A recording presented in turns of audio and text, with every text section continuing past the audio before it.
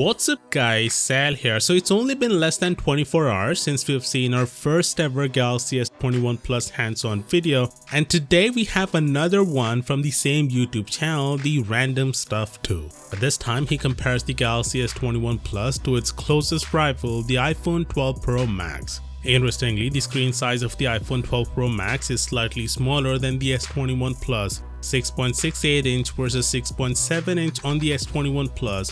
But despite that, the overall footprint of Samsung's flagship is smaller than the iPhone 12 Pro Max. Not only that, it's also narrower compared to the iPhone, which will help you to hold this phone better. Also, unlike Apple, Samsung has decided to retain the rounded edge design, and that's a good thing because people are already complaining about Apple's flat frame, which is kinda digging into people's hands. Yes, the flat frame on the iPhone 12 Pro looks beautiful, but since it's a fingerprint magnet and makes the phone a little uncomfortable to hold it in hand, I'm glad Samsung went with the rounded edge design. Anyway, from the front, these phones look generations apart. While Apple is using the same notch and bezels that were introduced back in 2017 on the iPhone X, Samsung has been making improvements year over year.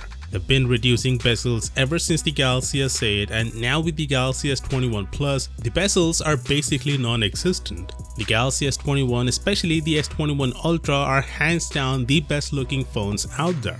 Apple seriously needs to work on their design. The Face ID is a great tool, but it also prevents them from getting rid of that dreaded notch. Even next year with the iPhone 13, Apple is expected to retain the notch, albeit it's going to be a little smaller than what it is today. He also compares the camera sample of both of these variants, and the one on the S21 Plus looks vibrant and bright. I guess it has to do with the display, as the Galaxy S21 will feature the brightest display we've ever seen on a smartphone. Also, yesterday I failed to mention that with the Galaxy S21 you can now swipe left from the phone to get into the Google feed, a new feed that shows a personalized stream of articles, videos and other content. Up until now we had Bixby feed, but a lot of people prefer Google feed instead, and it's about time Samsung is finally enabling this feature on the Galaxy S21. Also, remember the director's view? It was rumored that the Galaxy S20 would feature this camera technology. If you don't remember, director's view is a mode designed for video directors. The idea of the mode was to be able to have the phone record out of multiple lenses and be able to automatically track your subject. It's a great tool for filmmaking and hence the name, so people were excited about this feature, but for some reason Samsung didn't enable it on the Galaxy S20. But thankfully the Galaxy S21 will feature this technology according to our friend Jimmy's promo.